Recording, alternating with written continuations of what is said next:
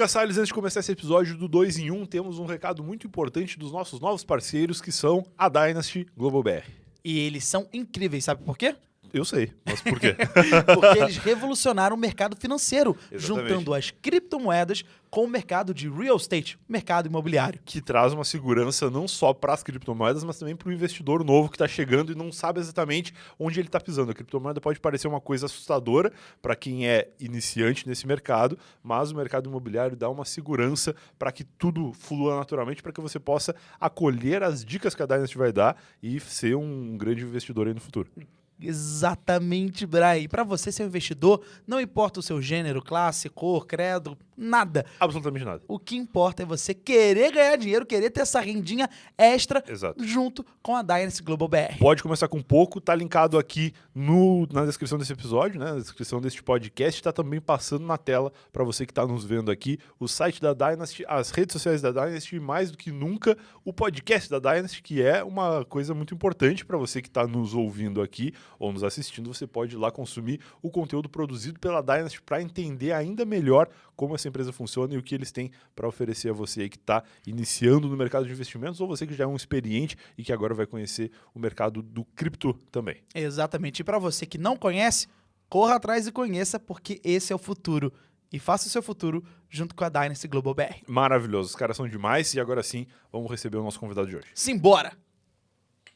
Senhoras e senhores, está começando mais um podcast 2 em 1. Eu sou o Brian Rizzo, comigo, Lucas Salles. Olá, Brian Rizzo, como é que você tá bem? Tô muito bem. E esse aqui é o Obrigado. podcast que pode ser ouvido em qualquer plataforma de podcast, mas também pode ser visto, pode ser assistido, porque ele é filmado e transmitido em vídeo no YouTube. Exatamente. Nós, Exato. os garçons do entretenimento, Fazia tempo que a gente não usava é esse verdade, nós, adjetivo. nós trouxemos sempre os melhores pratos, as melhores entradas, os melhores desserts do universo do entretenimento, tanto da Bonito. podosfera, quanto televisivo, quanto até mesmo musical. Não importa qual a origem, mas sim, sempre os melhores e maiores. E os melhores convidados também. Sim, claro, Eu óbvio. gostaria, inclusive, que tu introduzisse e apresentasse a nossa convidada de hoje, que é uma convidada muito especial, Muito obrigado. que eu sei que tu conhece muito bem e vai Obrigado. apresentar como ninguém. Muito obrigado. Que grande honra de mais de 15 pessoas que eu já tive a grande honra também de apresentar. Essa, sem sombra de dúvidas, vai ser a que eu mais vou me emocionar. Porque ela é uma pessoa impecável, é maravilhosa em tudo que faz, se dispõe a fazer o novo e revolucionar o que muitos já saem fazendo. Talvez ela tenha sido a primeira videocast do Brasil. Ela é comunicadora, apresentadora, crítica de si mesma e também dos demais. É uma incrível atriz, por mais que não saiba, ela mesma não sabe, mas é uma incrível atriz. Não porque ela mente ou algo do tipo, mas ela encarna personagens muito bem. Tanto a da mal-humorada quanto a da fofa. Ela, senhoras e senhores, já trabalhou em programas como Pânico na TV, Pânico na Rede TV, na Band, no caso, e também trabalhou na Rádio Jovem Pan. Não sei se ela se orgulha muito disso. Na Rádio Jovem Pan, no programa Pânico na Rádio. Senhoras e senhores, receberemos agora, sem mais delongas, ela, a incrível, a incomparável e a inigualável Amanda Ramalho! Que isso, hein? E aí, Meu gostou? Deus, você decorou isso ou foi improviso? Foi tudo improviso, foi tudo feito Foi no do amor. coração. Tudo Do coração. Muito obrigado, Lucas Salles. Muito obrigado, Brian Rizzo, pelo convite. Me sinto ótima aqui nessa mesa, centralizada, assim. Me sinto praticamente... sei lá onde eu tô, mas eu tô me sentindo importante. Obrigado pelo Mas convite. você é. Já participei de outros podcasts com Sim. vocês e vocês são uma grande dupla. Adorei essa união. Muito Olha aí, que obrigado. bacana. Olha, obrigado. A Amandinha, de fato, já participou do Eu Tava Lá, do Sim, Brian Rizzo, sim, e sim, também sim. participou do Sobretudo, É o verdade. meu podcast, ambos podcasts de áudio. Sim. E esse, o 2 em 1, é o único que é 2 podcasts em um Sempre só. importante lembrar que o 2 em 1 tem muito mais ouvintes do que espectadores e eu recomendo que você assista porque a gente se veste a rigor aqui pra... É alugado o terno? Não, é é nosso comprado, mesmo. a gente comprou. É nosso. E a gente agora tá com ternos diferentes, É. mas às vezes a gente usa a mesma cor que é pra provar que a gente não fica trocando um com o outro, assim. Ah, Entendeu? Que é sim. pra... Não, a gente tem cada um Boa. seu. Cada E um o tem corte seu. é bom, não é do vagabundo, tá? Não, é vagabundo, é bom. E de classe, a Amanda Ramalho entende, porque Entende. ela já, como acho que talvez uma das percursoras do crítica flagelizada, que ela fazia uma crítica flagelizada aos convidados, ela que interpretou uma personagem que durante muito tempo foi, acho que, confundida com a sua persona, com a sua persona não ingrata, mas não. Amanda Ramalho é uma pessoa grata, persona grata, e que interpretou uma personagem mal-humorada, ranzizenta e que, de fato, batia de frente com os convidados do programa Pânico na Rádio. Então, Amandinha, primeira coisa que eu tenho pra te perguntar, você encabulou essa profissão de ir de contra o convidado a mando de quem? Eu acho que eu sempre fui uma pessoa do contra, sempre fui a chata. E como eu participava do Pânico, comecei a ligar no Pânico na adolescência, a minha persona foi desenvolvendo a partir daquela personalidade minha adolescente. Então, é claro que depois de um tempo participando do programa, eu percebi que era isso que eles queriam. Nunca foi dito pra mim, seja a chata. Mas você percebe quando você tá acertando. Então, eu fui até o meu limite da chatice e daquele personagem. Era muito estranho, né? Porque hoje eu tenho 35 anos, embora não pareça. Eu me comportar como adolescente por tantos anos, teve uma hora que eu tive que abandonar aquele personagem, né? Porque eu parecia uma pós-adolescente ali, chata, revoltada, e depois de um tempo falei, não faz muito sentido. Eu já não sou mais essa pessoa. Então, eu acabei tendo outro papel no Pânico. Que legal.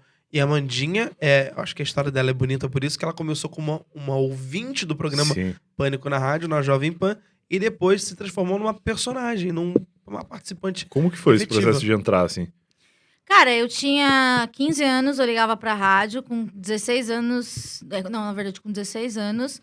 E assim, gente, vocês estão vendo e ouvindo aqui podcast, não sabe direito o que é rádio. Existia um telefone, você ligava pra participar. Não existia caixa de comentários pra Exato. xingar, ai, sua feia, o que vocês estão fazendo agora. Então, eu ligava na rádio e era a minha, sei lá, meu canal com aquelas pessoas que eu considerava meus ídolos. Porque eu comecei a ligar com 16 anos, eu vou fazer 36, então tem 20 anos isso. Era uma outra realidade. Total. O Pânico era completamente diferente e tal. E era um programa de humor, e eu achava legal. E eu ligava, e daí eu fui percebendo que eles gostavam daquela persona que eu fazia, sem perceber.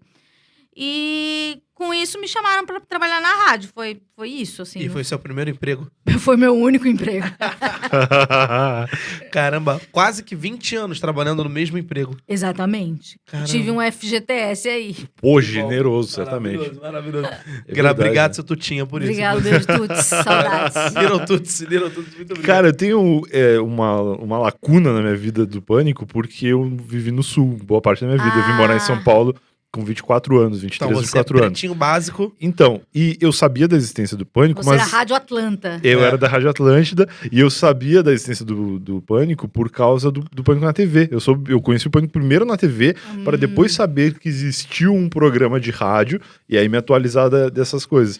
Então Muito bom. é muito louco, porque lá no Sul, até acredito que em alguns lugares deve ter a Jovem Pan, mas na cidade de Rio Grande, lá no Sul onde eu nasci, não tinha. Lá só tinha duas rádios, que era a Rádio Local e a Atlântida, que era a Rádio de Porto Alegre. Entendi. Então é muito louco, assim, ver como o Pânico foi gigante no resto do Brasil Total, e como a total. gente ficou isolado lá sem ter noção de que Eu estava lembro quando acontecendo o isso. Pânico virou transmissão nacional, assim, da rádio. É. Uhum. Isso foi muito legal, assim, eu consegui ouvir no Rio. Sim. Era do caralho mesmo.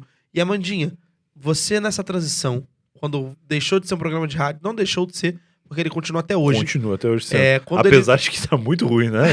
Acho que a Amanda pode falar a respeito. Eu não ouço. Não. Juro, Eu não vejo os cortes na internet. ouço. Os cortes do Flow? Os cortes do Pânico. E, meu Deus do céu, como é que aguenta o cara? Irmão, quando aparece cortes, eu clico no Flow, assim. Ou no Podpah, assim.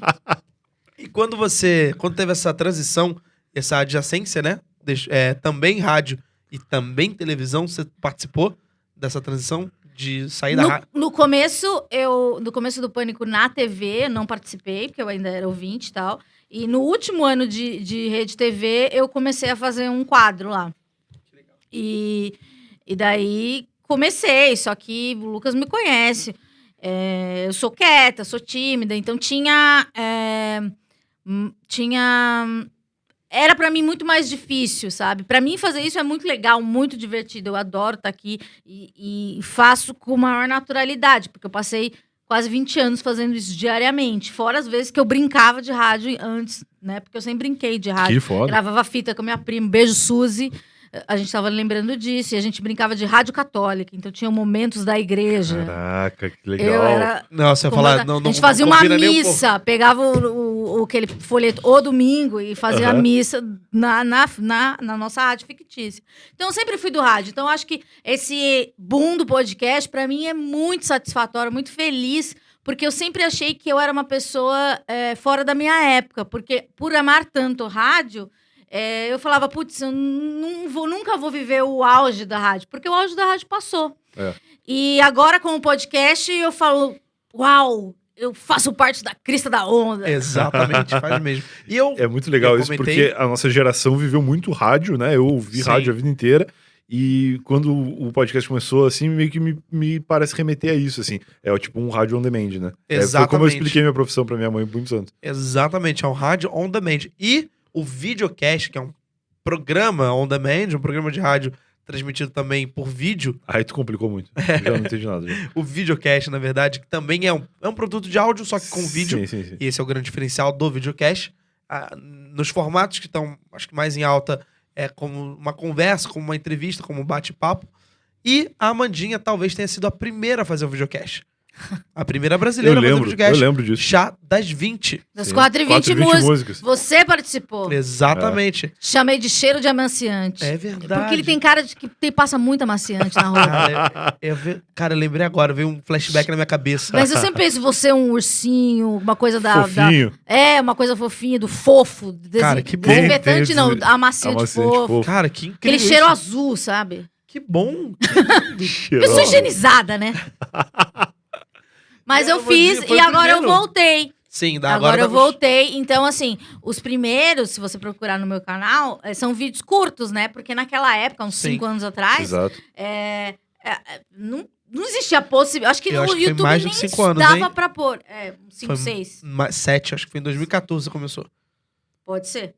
Foi em 2014. Eu Eu sou acho que eu péssima lembro de de tudo. ter ido em 2014. Pode ser. E era muito legal, era na própria sede do Spotify, inclusive. Exatamente. Sim. Não existia Spotify. Cara, podcast. o Spotify nem sabia que ia fazer podcast e a Amanda já fazia um podcast filmado dentro do Spotify. Ela mas já deixa eu fazia falar. podcast e videocast.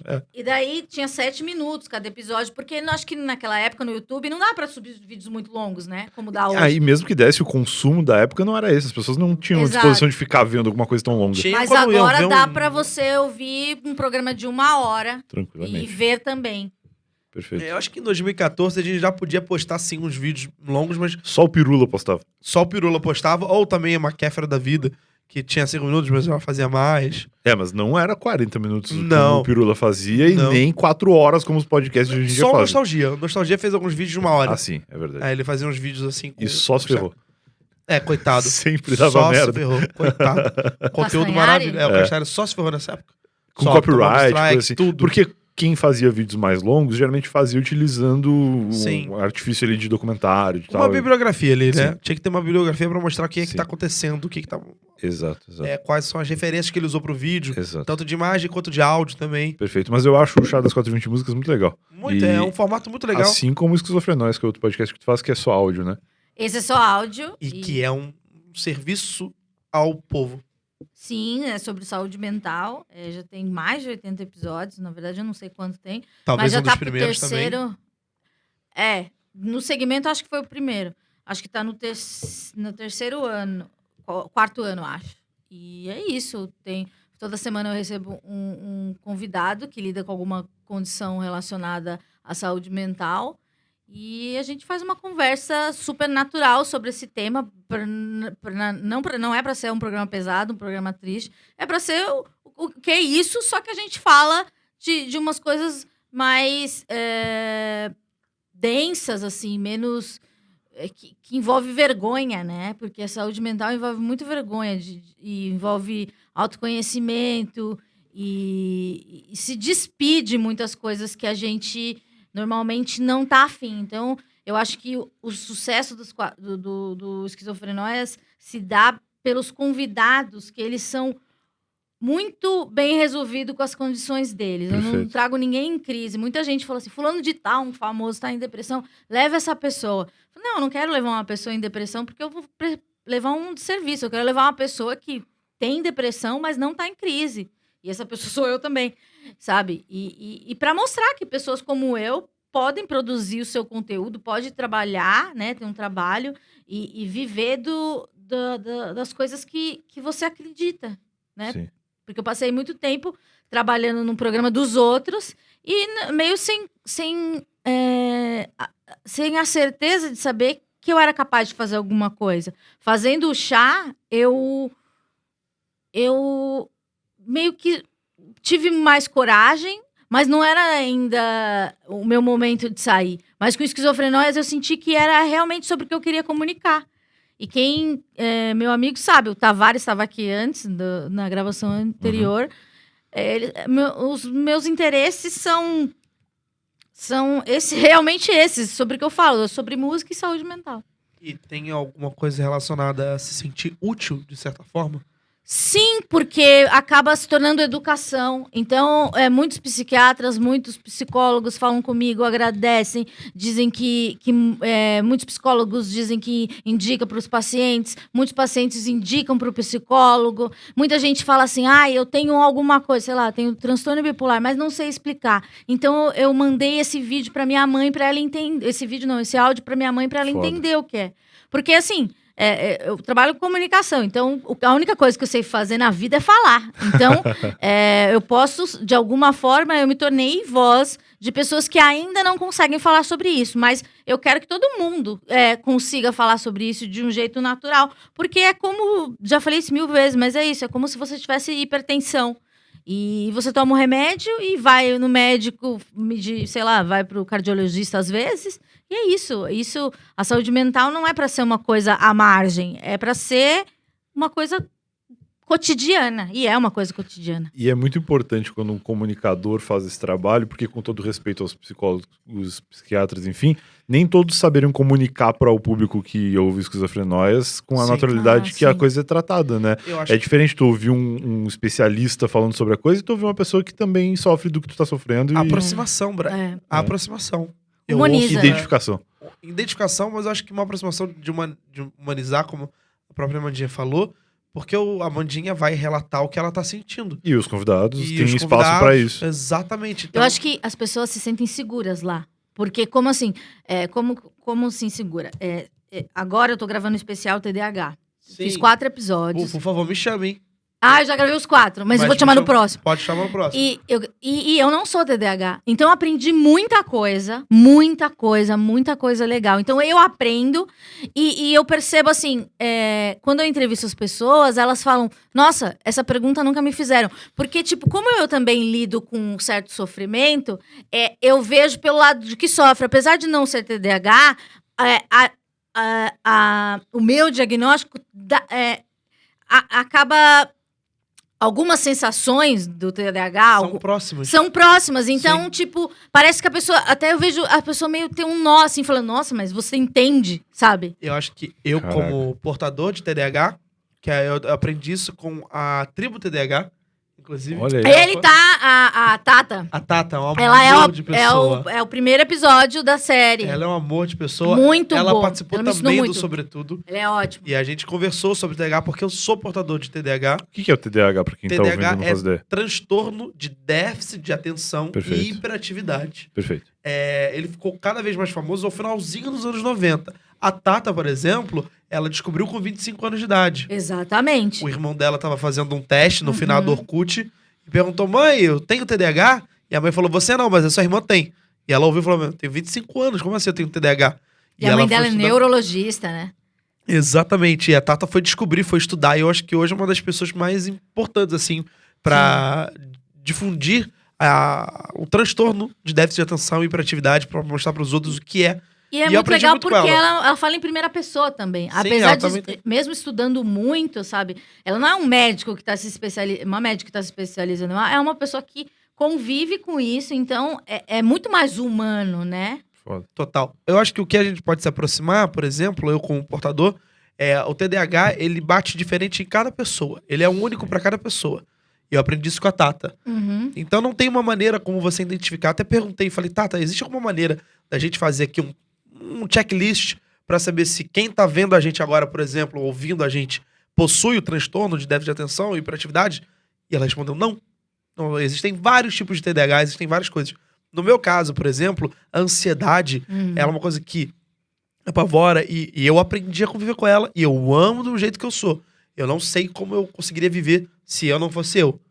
Se eu não fosse ansiosa, eu acho que eu não teria essa rapidez de raciocínio. Total. E talvez a gente não se preparasse pra certos eventuais, por É um exemplo. superpoder. Pra de mim é um certa superpoder. forma, é. Pra mim é um superpoder. Foda. Porque eu aprendi Porque é a uma conviver comigo. característica, né? E se tratar de saúde mental não é querer eliminar a ansiedade, é conviver com ela da Aprender maneira a mais lidar. saudável. Eu vou dar um exemplo da minha ansiedade. Eu quero tudo pra agora. Tá. Quero resolver tudo agora. Então, eu quero trabalhar agora, mas eu quero viajar agora, eu quero relaxar agora, eu quero Uhum. curtir agora, eu quero namorar agora, mas eu quero trabalhar agora, tudo agora. Então, por exemplo, o Brian, ele pediu uma ajuda. E eu vou até dar um exemplo real do Sim. sofá. Sim. Que o Brian agora acabou de se mudar. E aí eu falei, não, vamos ver o negócio do sofá. E já mandei mensagem e já quis marcar pro Brian no mesmo dia, na mesma hora. Aham. Ligou pra Silva Design e falou: cola aí, Silva. Simbora, Silvão. E aí eu fui, e, tipo, eu por mim teria dado um jeito. Eu vou dar um exemplo agora real, que talvez vocês não entendam.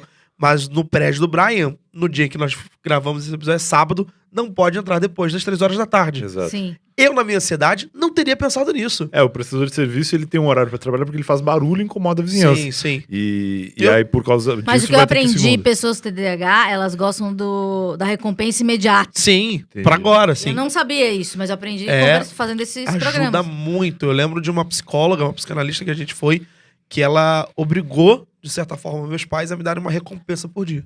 Olha aí. Que é a maneira como você fala com... Daí gera dopamina, a pessoa fica eufórica Exatamente. e consegui, não Exatamente. perde o interesse. E aí, mas a recompensa era tipo, hoje você vai ver um filme, amanhã você vai passear no parque, depois de amanhã você vai... Não, mas eu já... Aí entra uma questão também que qualquer portador de qualquer doença, e há um trabalho para transformar o TDAH numa doença como portador de necessidades especiais, Sim. é um trabalho rolando isso. A Tata, inclusive, é uma das que tá... que pode falar melhor sobre isso. Que até brinquei com ela. Falei, então eu vou poder comprar carro com desconto, 30% de desconto. Você tá no ônibus, né? Você tá Estacionando no na lugar de vaga de espaço. deficiente. E ela falou que sim, porque é uma doença. Claro. É uma condição. Então, Doideira, não, perdão, ela me corrigiu. Não é uma condição. Eu não consigo tirar aquela doença pra viver, entendeu? Aham. Então não é uma condição. Não tem uma condição em que eu sofro com aquela doença. É integral, a vida inteira. É que é a palavra da moda, comorbidade. Exatamente. É isso aí, olha aí. Exatamente. É uma comorbidade, de certa forma. Inclusive, no Rio de Janeiro, pessoas com diagnósticos de depressão, ansiedade, transtorno bipolar, autismo, eles entraram na fila da vacina como comorbidade. Olha Mas é o aí. certo. Né? É o certo. Ninguém vai se orgulhar. Porque eu acho que existe uma parada que isso foi um grande problema e agora eu vou relatar. Já que a gente tá falando sobre esse assunto, que eu acho incrível, Amandinha, inclusive. Obrigado por ter puxado esse assunto, que é o tema central de Esquizofrenóias, que é saúde mental, do podcast de áudio da Amanda Ramalho. Ouçam. Ouçam agora. Cara, Agora não, espera acabar isso aqui. sim, aí- exatamente. Por favor. Eu acho que foi uma doença, um transtorno que foi cada vez mais sendo relativamente levado a sério no finalzinho dos anos 90. E eu descobri isso em 95, 96, sabe? Então, as professoras olhavam na minha cara e falavam, você quer chamar atenção? Nossa. Eu falava, não é que eu quero chamar atenção, sou eu. Vem com uma melancia no pescoço. E aí você... Isso daí deixa a pessoa Nossa! com vergonha dela mesma, com uma vontade mal. de não ser. Exatamente. De Aí se tem adequar, E né? tem um pessoal das antigas que fala, isso aí é charme. Isso aí é charme. Falta um pouco de Porrada, lavar uma louça. Nossa. Exatamente. Falta lavar louça, isso é falta de porrada. Quantas vezes eu não vi isso na escola? Imagina. Seus pais estão tentando te dar mais porrada. Isso é falta de porrada. Nossa. Você tem que aprender limite. Não é questão... É questão, no meu caso, do transtorno de déficit de atenção e hiperatividade, é que eu não via limite. Não via. Eu não entendia. Pra mim, as coisas não faziam sentido quando simplesmente eram limitadas por uma vontade de alguém. Como, por exemplo, o professor não deixa sair de sala. Por que o professor não deixa sair de sala? Ah, porque ele é o professor, você tem que obedecer. Não é o adianta. suficiente. Não é o suficiente. Não é. Mas aí mistura um pouco da minha personalidade com o meu transtorno. Tá, Exato. Então, tá. por isso que em cada pessoa portadora hoje de TDAH ou de qualquer outra doença, envolve a questão com a personalidade. O caráter da pessoa, como a pessoa vai... A índole da pessoa, tudo isso vai contar muito. Então, Sim. tudo isso se torna muito mais único. Eu Entendi. acho. Não, você tá correto. Desculpa. Uma tossidinha de leve. Obrigado. Pedi pro Davi. Davi cortar isso, perdão. Pode, se quiser continuar, Brian, pode. Eu nem lembro o que Nossa. eu ia falar. Vou daqui. E por isso, Amandinha Ramalho, eu quero entender agora, você hoje consegue conviver com os teus transtornos, com as tuas comorbidades? Eu tive um diagnóstico com 16 anos. Ao longo da minha vida, eu fui um pouco indisciplinada, né? Questão de tratamento, medicação, porque é bem chato, né? E às vezes a gente tá próximo de pessoas que pedem pra gente parar de tomar o remédio, porque isso você é forte, você consegue. Então a gente acaba recebendo conselhos muito errados e se frustrando, né? Porque você fala, putz, eu vou passar o resto da minha vida tomando, no meu caso, infelizmente. Mas tem gente que passa por uma depressão e precisa de um tratamento só por um ano. Lembrando, é importante falar também que um tratamento sério para depressão leva no mínimo um ano. Então, se você começou a se tratar agora, está no 3º mês e com certeza já está se sentindo melhor, porque no 3º mês é quando a gente começa a se sentir melhor, continua. Porque não para abruptamente, porque isso vai dar efeito rebote, sua depressão pode piorar, você pode ter crise de abstinência. Então, são questões muito sutis, né? Então, eu acho que eu sempre convivi com meus transtornos, né, os meus diagnósticos, de maneira natural. Eu acho que as pessoas ao meu redor não naturalizavam isso e eu não as culpo, porque não dá para saber o que a outra pessoa sente. Eu lembro que uma pessoa, no começo da pandemia, me mandou uma mensagem falando, Amanda, agora eu sei como você se sente, eu tô ansiosa. E por anos eu tentei explicar para essa pessoa o que era ansiedade. Ela nunca entendeu. Eu não quero que ninguém passe por isso. Eu quero que as pessoas só não julguem o sentimento das outras, né? Não julguem as atitudes das outras. Então, muitas vezes eu fui agressiva, temperamental, chorona, às vezes grossa, mas tem algo por trás disso, sabe? Tem uma dose da medicação errada, tem uma medicação errada, tem um momento de vida muito estressante, tem pessoas querendo te influenciar para largar o tratamento. Então, eu acho que eu sempre aceitei o meu tratamento, mas eu me cercava de pessoas que talvez me deixassem me deixavam desanimada para continuar o tratamento. Mas depois que eu comecei a ter um tratamento, assim, ser bem religiosa no meu tratamento, eu acho que eu posso dizer que eu me sinto uma pessoa normal. Mesmo que não exista uma pessoa normal. Mas, exatamente. Mas Qual é o eu me conceito de sinto normal? o mais próximo daquele sonho de pessoa que eu gostaria de ser, que não é uma pessoa que pensa em morrer toda hora, uma pessoa que desanimada, ou que só quer dormir, ou que qualquer outra coisa relacionada à depressão. Cara, eu não queria te perguntar isso, mas eu ao mesmo tempo eu quero que eu acho que Então você vai não entender. pergunta! Eu não queria, mas tô me obrigando aqui no ponto. Não, é porque eu quero. O diretor aqui no ponto falando. Tá bom, vou perguntar. Pergunta aquilo. Ah, Ok, o diretor tá perguntando. Tá bom, vai, diretor. Na verdade, não, eu quero perguntar isso porque eu posso compartilhar contigo e talvez você não saiba. O Brian também acho que não sabe disso. É. O quê? Mas eu queria entender, se você quiser sentir a vontade pra falar, talvez do pior momento em que você se viu. Qual foi o pior momento com as tuas comorbidades, com a sua doença? Qual foi o pior momento que você se viu? Foi numa semana que eu tentei suicídio 2 vezes. E uma culminou com uma internação. Esse foi o pior momento. Mas existiram momentos terríveis, assim, principalmente da adolescência até isso, assim. Eu tinha 26 anos, então já vai fazer 10. Caramba, a gente já... Não, a gente ainda não se conhecia. Mas a gente se conheceu tempo depois. Sim. Alguns anos depois a gente acabou se conhecendo. E você não sabe, mas eu vou compartilhar contigo. Também tive a doença. Também fui portador da doença. E tentei suicídio também. Tentei suicídio. E não deu... Hoje eu vou falar uma expressão, por favor, não leve para ideologia religiosa. Mas graças a Deus deu errado. Não... Eu acho que a tentativa de suicídio ela é um pedido de socorro.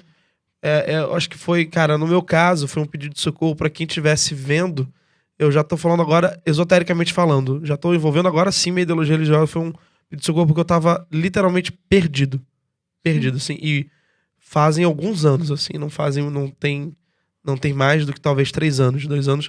Eu morava nos Estados Unidos, eu tava completamente perdido, assim. Perdido, não tava satisfeito e tava me julgando, me exigindo muito.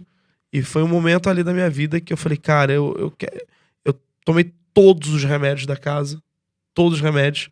E falei, cara, é isso. Se eu morrer, ótimo. A gente acha que a gente não faz diferença, né? Exatamente. Nesse momento, a gente fala assim, não, eu achava... Eu falei isso... Eu tenho que aproveitar e fazer um agradecimento a Camila Colombo, minha grande ex-esposa, pessoa. que foi quem segurou minha barra sozinha, porque mais ninguém sabia. E eu repetia pra ela todos os dias, morrer é a solução. Morrer é a solução. Todos os dias eu repetia, falava, caralho, morrer é a solução, morrer é a solução. Caralho, várias vezes eu falava isso. Eu acho que ela, coitada, eu sempre fui uma pessoa tão... Acho que sou uma pessoa tão autoastral e grata e tudo, que eu acho que naquele momento que a gente tava vivendo, ela não entendeu. Ela não entendeu, tanto que ela veio saber disso quando no podcast do Vilela, que eu comentei, que tem, acho que alguma atmosfera lá no Rogério Vilela, no Inteligência... Que a pessoa se abre, né? A gente se abriu, me abri com ele, falei que comentei então isso. não vou. E comentei, eu passei por e acabei falando, ela não sabia. Mas eu tomei todos os remédios da casa, eu tomei um de cada, alguns eu tomei 2, todos, desde Centrum até Novalgia, todos os remédios que tinham. Então, cara, é agora, assim, foda-se, vou embora, assim, vou... E como foi que tu saiu disso depois? Cara, eu Procurou acordei ajuda bem. lá Não, eu ainda? dormi acho que umas 12 horas. 12 horas, fui dormir, tipo, 6 da tarde, acordei 6 da manhã no dia seguinte, vi e falei, cara, tô vivo. E é muito louco, porque pra cada um existe um processo de cura. Tá. E vou deixar muito claro aqui que, independente de como seja o seu, procurar ajuda é o primeiro passo. Procurar ajuda é a solução. Seja como profissional, acho que nesse caso como profissional da saúde, que é o mais recomendado. Existem vários profissionais que fazem pro bono, fazem atendimento gratuito. Alguns governos oferecem isso gratuitamente para psicólogos, terapeutas e psicanalistas para te atenderem gratuitamente a serviço do governo. Sim. Então, sempre existe uma solução e a solução acessível. Sim. Tem gente que faz por videochamada, de graça. Especialmente agora, durante a pandemia, popularizou Muita muito gente, esse tipo de muita gente. atendimento, né? Cara, no meu caso, não tem que servir como exemplo nada, mas no meu caso foi... Eu entendi, fui tocado por uma luz interna, uma luz externa. De alguma forma eu entendi, falei, cara, eu vou ter que vencer isso. E a questão não era vencer a doença em si, porque eu não entendi que eu tava com depressão, era vencer a situação em que eu tinha me colocado. Perfeito. E aprender a jogar o jogo. Aprender a jogar um jogo chamado vida. Que a vida tem isso. A vida, às vezes, vai te trazer coisas que vão ser quase que impossíveis de se passar, mas aí você descobre que, na verdade, é possível sim. E desistir dela não é a solução. A morte nunca vai ser a solução. É que isso é claro pra gente que tá bem agora, né? Exatamente. Pra pessoa que tá passando Mas por no alguma momento coisa. faz todo sentido, assim. E muitas vezes eu recebo mensagens de pessoas que ouvem o programa e eles falam assim... então quer dizer que pensar em morte toda semana não é normal? Vou buscar ajuda. Claro. Porque é isso, porque não é. E a pessoa não sabe, às vezes. Não né? sabe, porque acha que faz parte do temperamento. Sei lá, às vezes a gente... eu sou emo. Eu sou assim. Não. Existem coisas... são alterações químicas no seu cérebro. São hormônios que estão ou demasiados ou faltam no seu cérebro e você não sente mais prazer, não sente mais vontade de nada, não tem vontade de viver, a vida parece uma coisa horrível e difícil, e é uma luta. Quase que impossível, Quase né? que impossível. Não Eu vê saída, ao você longo não da vê minha saída. vida, eu sempre falei que eu nunca vivi, eu sempre sobrevivi, sabe? Porque era tudo muito doloroso, muito doloroso. E é muito E o louco. Tavares estava aqui antes, ele foi uma das pessoas importantes nessa minha volta, porque ele e os amigos dele me acolheram. E então tinha um podcast que ele fazia e eu entrei assim e eu fazia participava às vezes. Então porque eu tava tipo tomada pela vergonha, né? E foram pessoas que me acolheram, não olharam pra minha cara e me condenaram, sabe? Porque você fez isso, ou você não ama sua família, sabe? Só acolhimento, a gente tem que acolher. Se você sente que o seu amigo tá em sofrimento, ou se você é essa pessoa que tá em sofrimento, conta pra alguém que você confia. Sim. E se você ouvir alguém falar isso, não julga, não fala da maneira que você vê as coisas. Você tem que falar, tentar olhar, né, a tal da empatia, tentar olhar pra pessoa e para a situação com os olhos da pessoa. Isso é muito difícil. É muito difícil. Eu conheço o Lucas, conheço o Brian.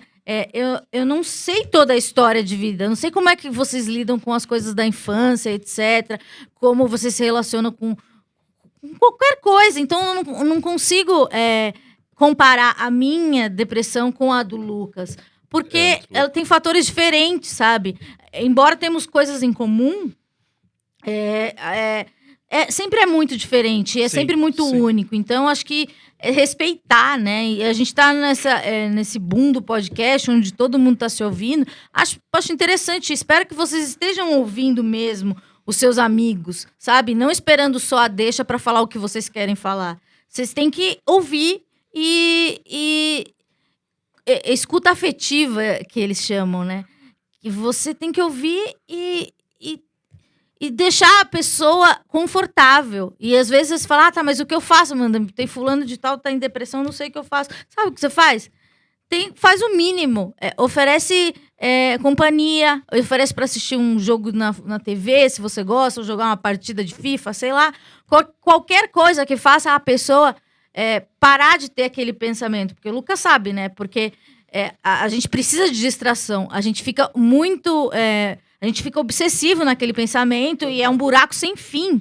Mas se vem uma pessoa, tipo, que nem os caras me chamaram pra eu ter uma ocupação mínima. Por mais que não fosse um trabalho, era tipo uma reinserção na sociedade. E voltar disso é sempre muito doloroso. Mas existem pessoas que vão olhar pra você sim, e perto de você, por mais que pareça que não, elas estão aí para te ajudar. E, digo mais, existem pessoas que você nem imagina que querem te ajudar e você não percebe.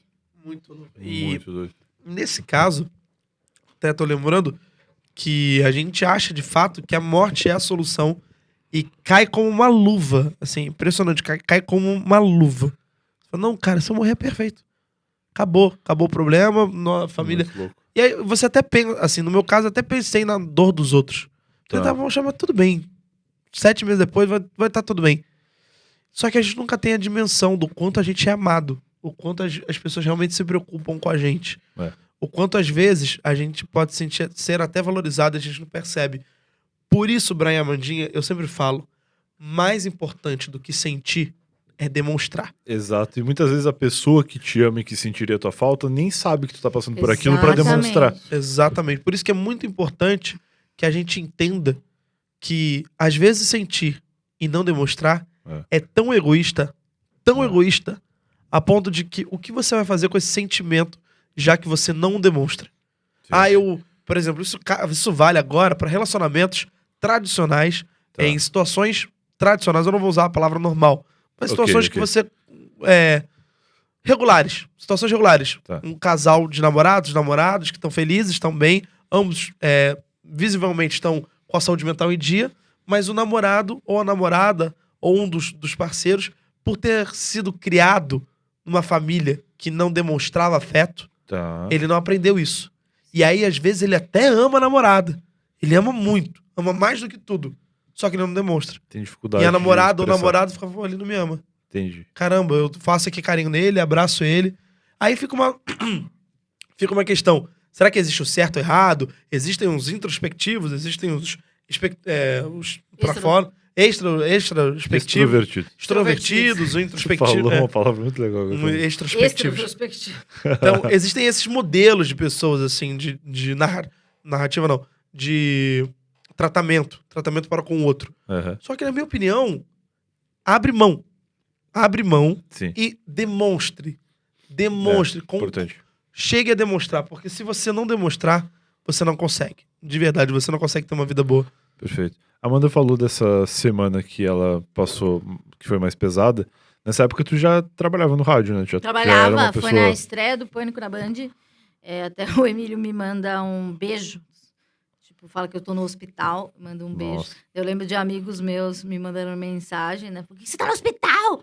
Apendicite. É lógico, eu vou falar, tentei me matar. claro. Não, o que eu ia perguntar é se ser uma pessoa pública nesse momento facilitou ou dificultou alguma coisa, se falava sobre isso no rádio em alguma oportunidade ou ninguém sabia? O que me ajudou foi, assim, a rádio foi muito, muito generosa comigo, porque eles me deram o tempo que eu precisava, porque daí eu tive comecei uma terapia e o meu terapeuta falou que eu só voltaria a trabalhar quando eu estivesse confortável e voltaria aos poucos. Então, eu lembro que a primeira vez que eu voltei a tentar ir na rádio, eu lembro que eu cheguei meio no meio do pânico, o convidado era o Di, do NX0, eu abri o estúdio, assim, e daí eu fiquei meio fóbica, sabe? Fiquei com vontade de sair correndo e fui embora para minha casa. Esse foi o meu primeiro dia de trabalho. E não pelo Di, nada, mas é que eu achei engraçado porque foi ele que abriu a porta. E daí eles foram muito, muito generosos comigo, eu tive meu tempo. O que eu sei que pessoas com trabalhos tradicionais, eu não sei o que acontece, né? Você liga a sua mãe, se alguém da sua família, seu marido, liga e fala, então, ela não vai poder trabalhar porque ela está numa internação, etc. Então, eu acho que nesse caso eu tive muita, muita sorte, né? Fui uma pessoa privilegiada, porque eu estava num meio onde as pessoas já sabiam do meu histórico, embora eu não falava sobre isso publicamente, porque tem gente que acha que eu tenho depressão desde quando eu saí do pânico, porque começou a sair em notícia, etc. Então, até hoje, eu recebo mensagens falando, sei lá, eu posto uma foto, as pessoas comentam, que bom que você tá bem, porque as pessoas acham que eu entrei em depressão naquela época. Nossa. Não, gente. Meu primeiro sintoma foi com 5 anos, sabe? Caraca. E eu vou contar, essa história é boa. Quando eu tinha 5 anos, eu tinha um medo absurdo de morrer e eu tinha taquicardia, então, porque eu tinha ansiedade. Daí a minha mãe me levou aonde? No cardiologista. Fiz eletrocardiograma, não deu nada. Então, a partir daquele momento, eu virei a pessoa que inventava doença. Então, para eu receber um tratamento de verdade, depois de passar por pai de santo, passar por padre, fui para tudo, benzedeira, com certeza. Muita ruda aqui, muita benzedeira, no Valo Velho, só quem sabe. Fui em benzedeira, fui em padre meio psicólogo, recebi a extrema unção 2 vezes, Padre Sérgio, mandou a hóstia lá para casa, muita oração, muito grupo de oração, muita fé. E daí, sempre minha mãe tentando ajudar, né? A menina problemática, assustada, medrosa. E com 16 anos eu tive uma primeira, com 15, a minha primeira crise, assim, bem aguda que eu tive. Eu lembro que eu fiquei com medo específico, eu não sei. Lembro.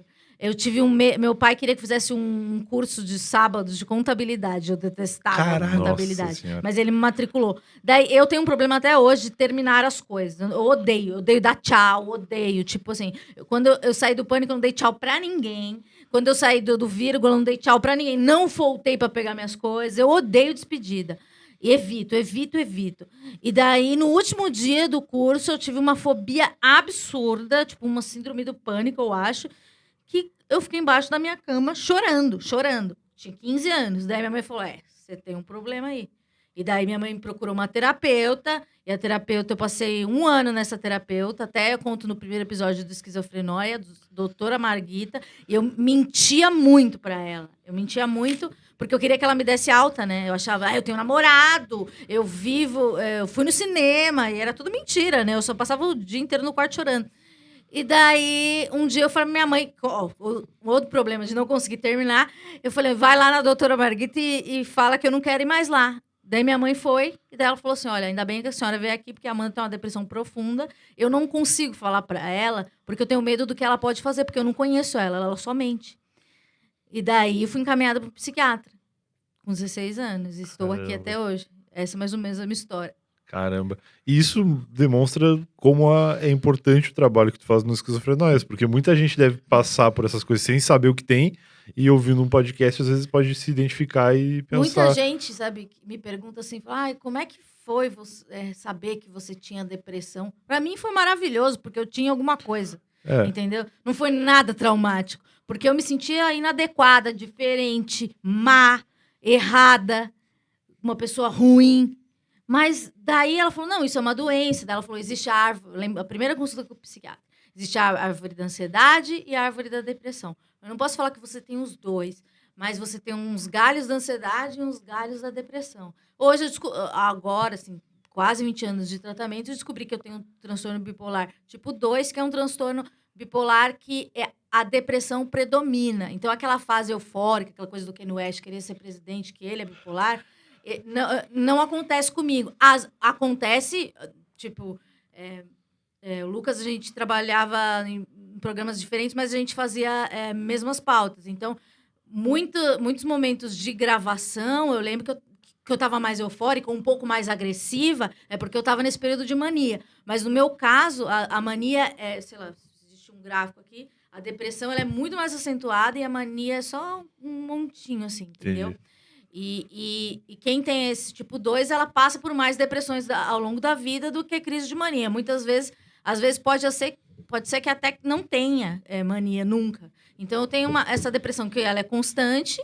Neste momento, não estou em depressão, mas ela pode voltar. E se ela voltar, eu aumento a minha medicação, não largo o meu terapeuta e vamos aí, porque a vida é isso, né? A vida é isso, acontecimentos. A pandemia, é claro que ela mexeu com a cabeça de todo mundo. Então, muita gente começou a se tratar, muita gente começou a entender, que nem eu falei antes, como é ter uma crise de ansiedade, ou ter medo, ou ter uma angústia. E isso faz com que, sei lá, aconteceu a pandemia. Então, sei lá, muitas pessoas devem ter voltado a se tratar, pessoas que já estavam curadas, curadas não, que já tinham recebido alta, pessoas aumentaram a medicação, aumentaram a quantidade de sessão de terapia, etc. Mas é isso, né? Tipo, a gente não tem controle sobre o que vai acontecer no mundo, sei lá. Então, a gente tem que estar sempre de olho no que está acontecendo e percebendo o nosso comportamento. Eu sei quando a depressão está chegando. Então, eu já começo ali, já conto pro meu psiquiatra, conto pro meu terapeuta. Consegue fazer essa leitura, né? Uhum. Caramba, e tem alguma... Você consegue alcançar água pra mim, por favor? Agora, Eu consigo, peraí. Aqui, ó, já peguei aqui. E tem alguma coisa Que eu vá, você meu braço é um faça? pouco maior. Então pode ir. Então vou aproveitar. Vocês vão fazer uma competição. Delivery de água. Enquanto você tá aí, eu vou fazer uma pergunta que eu acho que para tentar ajudar a fazer um serviço público. Você agora consegue reconhecer a depressão.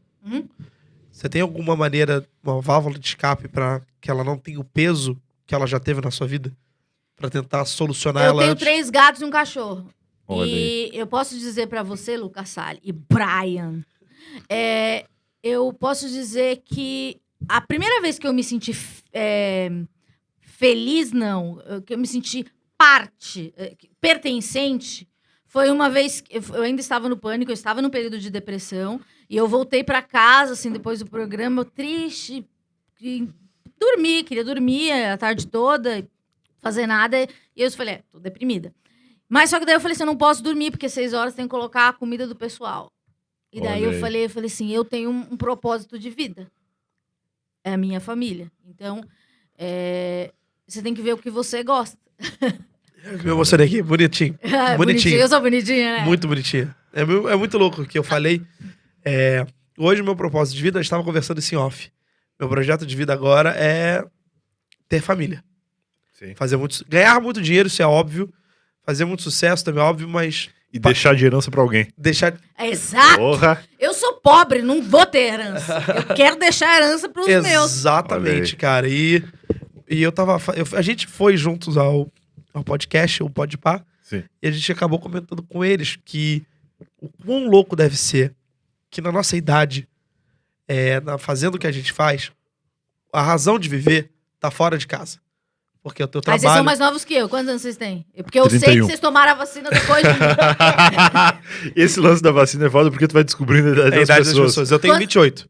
Caralho, eu sou uma criança, eu tenho 35. Não, você é jovem, 31. 31, 28. É, acabou. Tá escadinha. Meninos. Tá escadinha total aqui. Escadinha. Mas eu fico falando, na nossa idade, até os 35, às vezes até os 40, a razão de viver tá fora de casa. Sim. São viagens, o trabalho, cuidar dos parentes, então... É. E aí depois, quando você decide construir uma família, seja ela qual for, como for, a razão de viver tá dentro de casa. A tua vida não mais ter faz... o seu lugar onde você se sinta bem. Onde você sabe que você é amado integral. Tipo, 100% do tempo, todo o tempo do mundo. Cara, eu fico imaginando o quão surreal. Eu dou parabéns a todos os meus amigos e amigas que são pais e mães. Quão surreal você chegar em casa Ai, é meu sonho. e ter uma pessoa ali que a vida dela faz sentido quando ela te vê. Caralho, você fala, isso é meu bonito. Deus, cara, que lindo. A razão de viver se transforma dentro de casa. Perfeito. Você, cara, viagens, boate, trabalho, você fala, tudo isso virou misa, assim. O meu pai tem uma frase muito linda. Uma vez eu tava ouvindo com ele a música Pais e Filhos, do Renato Russo. E aí ele tava cantando a música bonitinha e tal. Aí chega a parte, você culpa seus pais por tudo. Isso é absurdo. São crianças como você, o que você vai ser quando você crescer. Aí meu pai perguntou pra mim, que é o meu padrasto, né? Que me adotou. Então já é um amor que eu tenho por ele, assim, imenso. E ele virou pra mim e falou, e Lucas, o que você vai ser quando você crescer?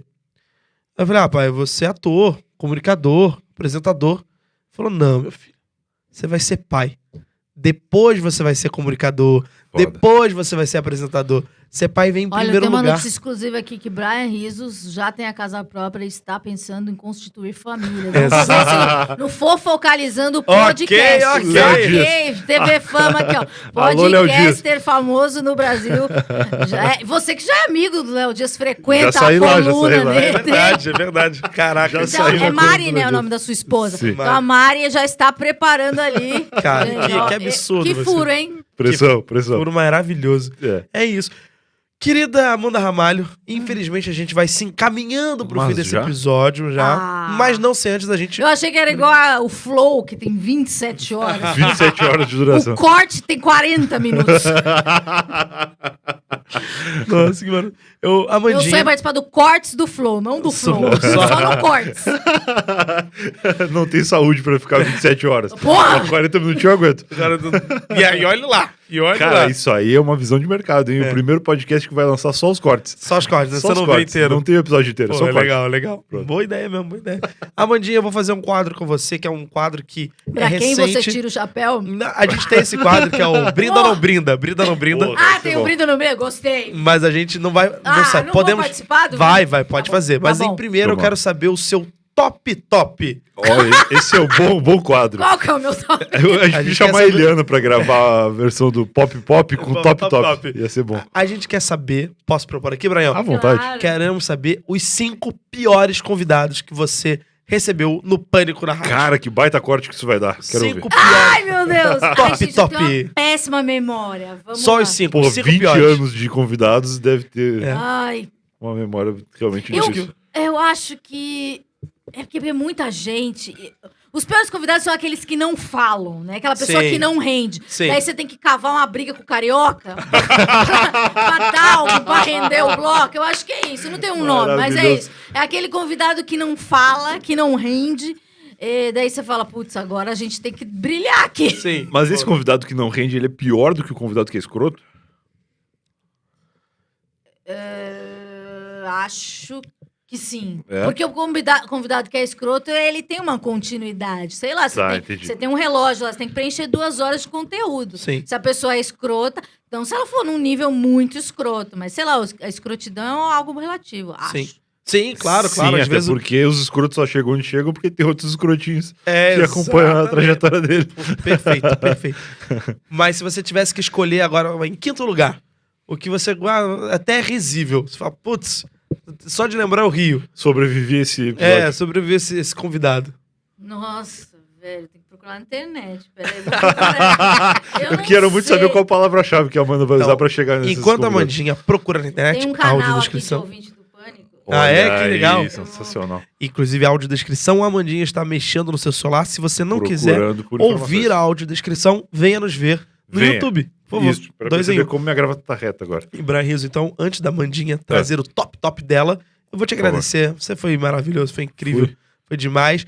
E eu queria te parabenizar que você comprou um apartamento, né? Comprei. Com muito trabalho, Muito com obrigado. muito investimento.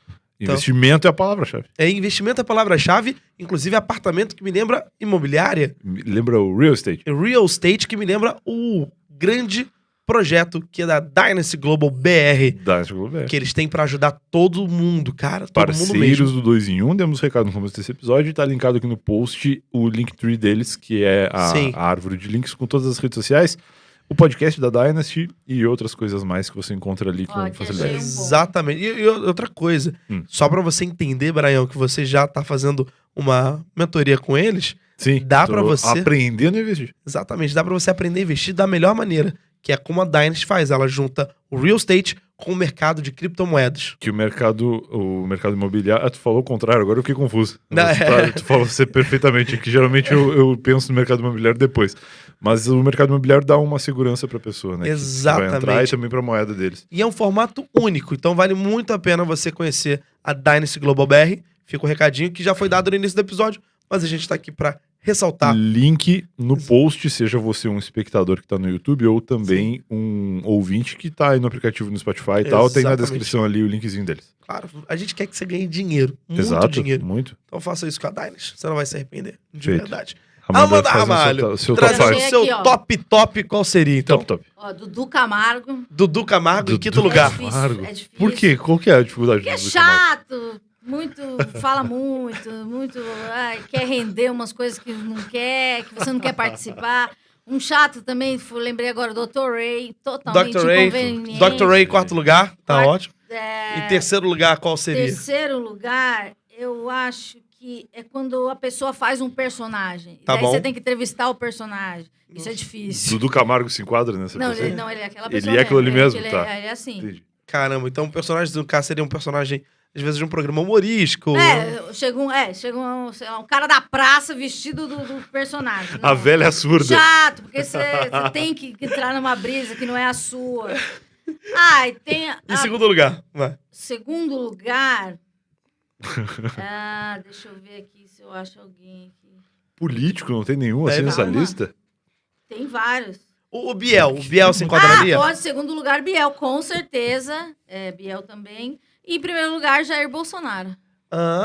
Eu não sabia, ele tinha ido Eu na ia- rádio. eu Você ia foi umas perguntar. 445 vezes, me chamava de maconheira. Eu sei que se isso for pro cortes, eu vou me fuder, porque um monte de gente vai me xingar, um monte de bolsonarista vai me... Não, jamais. Porque você não vai sofrer qualquer represália por ser quem você Não, é. porque você não sabe o que eles são capazes de fazer. Porra. Mas era difícil, assim. Não, ele foi umas 8 vezes. Caramba, eu não sabia. Sim. Caramba, eu não sabia mesmo. Mas como deputado, né? Como deputado e como candidato. Foi no ano que eu saí, no ano seguinte, ele tomou a posse. Quer dizer, eu Foi em saí... 2017. eu saí, tipo, antes da eleição. No ano de 2018 Ah. ou no ano de 2017? 2018 a eleição foi em outubro, né? Então Então, eu saí em 2018. antes de outubro. Antes de outubro. Foi em setembro, exatamente. Que me lembrou a treta com o Biel, que foi... Biel, foi difícil. Foi falta de educação dele. Foi falta de educação dele, foi um problema interno também, porque o De programa... comunicação também. Porque foi um programa... Eu não estava compactuando com o tipo de pauta que o programa estava levando, e aquilo me incomodava muito. E como saiu nas notícias na época, sim, eu estava em depressão, porque eu estava vivendo um momento muito estressante da minha vida, porque eu passava 2 horas sendo xingada por ser de esquerda, numa rádio claramente de direita. E então era muito difícil, foi muito difícil para mim. E culminou com a saída do Biel, mas eu já pensava em sair antes. Na verdade, eu queria sair nas férias, que tipo, ia acabar o programa, ia passar um mês de férias, eu não ia voltar. Só que daí não deu, tipo, não aguentei. Foi uma sequência de convidados assim difíceis. Primeiro foi o que aconteceu foi a menina do PSOL, acho que a Isa Pena ou a Sâmia Bonfim. Sim. Elas falou alguma coisa sobre o Fernando Holliday e a produtora do programa, vamos ligar para o Fernando Holliday. Eu falei assim, não trabalho na assessoria do MBL, sabe? Eu não quero dar direito de resposta para essa pessoa. Porque ele vem aqui toda semana e quando ele fala mal das pessoas, a gente não liga para a pessoa ter voz. E daí, aquilo me irritou. Daí, eu não fui no programa seguinte, que era na sexta-feira, não, isso era na sexta. Daí, na segunda, quem foi convidado, chegou a pauta no e-mail, senhor Avan. Daí eu falei, eu não vou, porque eu já tô mal, não quero, eu só vou me estressar. Eu falei, faltei. Daí cheguei na terça, não tinha chegado o e-mail da pauta pra mim. Quem que era o convidado? Biel. Daí eu falei, não, gente, tá demais. Daí, tipo, briguei muito internamente, falei que não queria, que eu não compactuava. E eles, não, a gente tem que dar espaço, porque vai dar audiência, Eu falei, não acho certo. Foi na época do caso de assédio, né? Exatamente. Biel fez não, várias- foi a volta várias- dele várias dos merdas Estados já. Unidos, Sim, que, como uma fênix, ele voltou, e daí eu falei um monte de coisa, e daí, tipo, tive uma briga. Mas a briga, eu acho que ela foi uma briga mais interna da produção, entre mim e a produção, do que com o próprio Biel, assim. Porque pra mim não tinha, sei lá, só não compactuava com ele no programa. Também não é uma Sim. pessoa que me incomodava tanto do que toda aquela situação anterior. Tudo me Entendi. incomodava, mas o anterior me incomodava bem mais. Só foi um... E foi, talvez, a gota d'água que você Sim, precisava. depois eu nunca mais voltei. Não, foi a gota d'água que você precisava pra tua vida e pra tua carreira. De Sim. sair de lá eu e fazer já os tava teus com projetos. esquizofrenóias, já tava fazendo paralelamente. E daí eu falei, é isso, vou ver das minhas coisas e vai dar errado no começo, mas depois vai dar certo. E foi isso. Maravilhoso. Maravilhoso. Amandinha, infelizmente a gente chega ao fim desse episódio. Vamos lançar o Cortes do Cortes? Por favor, Corte do corte, cara. Eu Corte, vai amei. cortando tudo e vira só um gif no final. Corte do corte. Amandinha, não tem palavras mais pra te agradecer e pra te representar. Porque, na minha humilde opinião, você é fenomenal. Sem dúvida nenhuma. De verdade. A gente te ama muito e a gente te idolatra muito. E queremos que tu volte aqui já. Por Já favor. pode me chamar, eu adoro vocês de verdade. Eu acho o Brian uma pessoa incrível que tá aí labutando pela podosfera antes da gente saber o que é a podosfera. Eu tenho muito respeito. Lucas, sempre um querido, uma das pessoas mais talentosas que eu já conheci. E educado. Eu falei isso pro motorista. Eu falei, meu, ele é o cara mais educado do mundo, né? E é um cara que agradece o tempo todo, até você mandar ele calar a boca, porque eu não aguento. Eu falei, já agradeceu! De nada! Obrigado. Eu não vou mais agradecer, então. Acabei de agradecer, falei obrigado. Mas eu De nada. vou encerrar por aqui. Um brinde pra você, Amandinha Ramalho. Você foi sensacional. Foi demais. Amamos você do fundo do coração. Brian Rizzo, é aquela velha história, né? Pois não. Um beijo Um queijo. e até o próximo episódio. Valeu, pessoal. Tchau, tchau. Beijo. Eu queria começar a usar aquilo que o Toninho do Diabo nos ensinou. Se Deus quiser. Se e Deus o diabo- quiser, esse diabo deixar.